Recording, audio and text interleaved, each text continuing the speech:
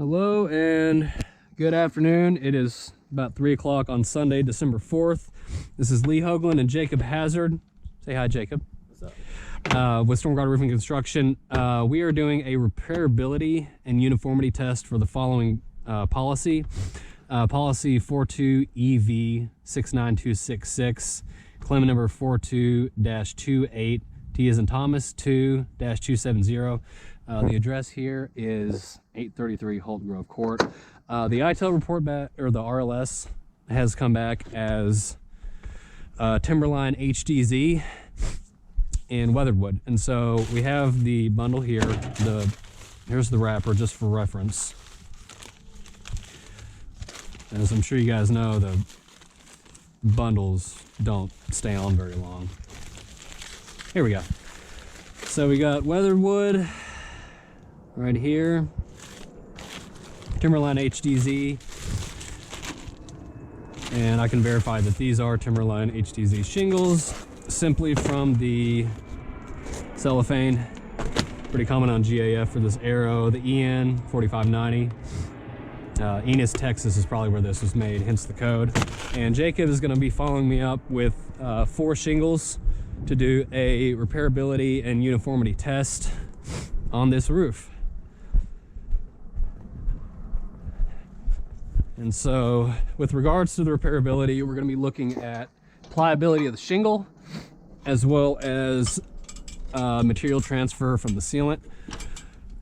This shingle is quite old, so assuming that the repairability will be low, but we're going to determine that from right here. So these are the shingles that we're going to be looking at right in this area right here. So I'm gonna go ahead and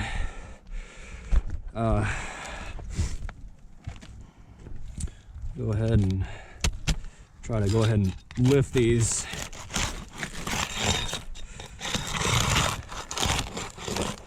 and just see what we're looking at underneath the shingles. And we'll go ahead and replace a few of these. This is the right spot, right? Okay. We'll go ahead and pull these out, and regardless of what we find, on not only for uniform appearance as well as repairability, we'll go ahead and do the repair anyway, just so we can check the uniformity after the repair has been done versus just laying the shingle on the roof. Because I know from an insurance perspective, there's certainly some concerns with that practice.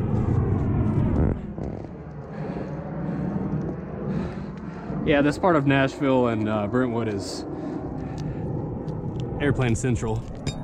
So, okay, so the first thing that I'm gonna do is looking at the underside of the shingles, and I really hope I've got my GoPro line for this. So I'm looking at the sealant here, and the sealant line actually looks pretty good. The underside of the shingle feels pretty good, so I'm not seeing immediately any material transfer that's very obvious. However, when it comes to the pliability of these shingles, I'm relatively certain that we're going to cause some kind of damage on the shingles, at least on the tops of them. And right now I'm just very lightly brushing the tops to test for any granule loss. The shingles do not, as of right now, have any damage to the asphalt, so they're not creased, and we're not seeing granules come off any more than we would normally expect. So I'm gonna go ahead and pull these shingles out. Let's see here.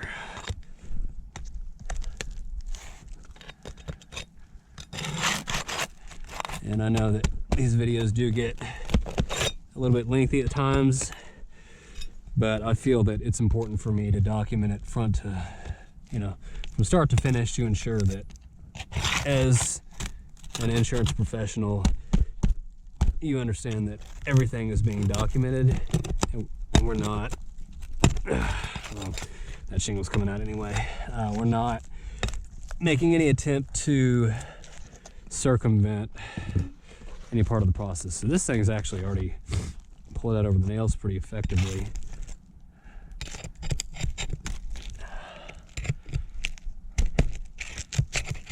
And based on the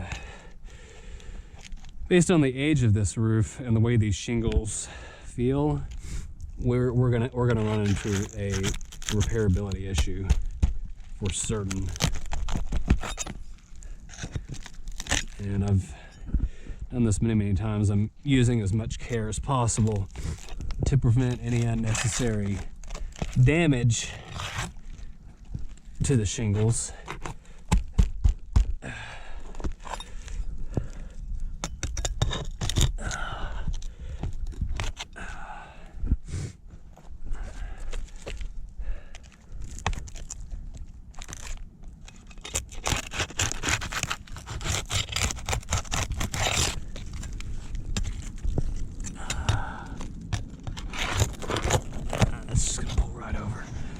Okay. All right, so shingle number 1 is out. Let's look at the back of it. Based on the markings, this shingle is probably a GAF Timberline 30 or an Elk Prestique or Timberline 40. Probably manufactured prior to 2008 is my guess. And if we look at just it doesn't matter what we do with the shingle because it's being replaced. Just you can see just a little bit of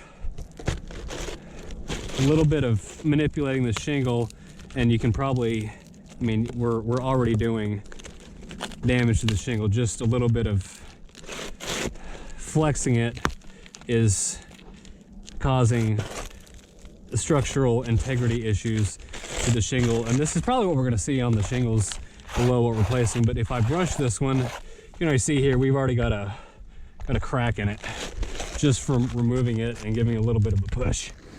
So I anticipate that potentially being an issue. For the sake of this video and just being doing more than one shingle, I'm gonna go ahead and pull this shingle out. This one I'm gonna leave. I'm also gonna put some extra nails in it because it looks like it's a little bit short on nails.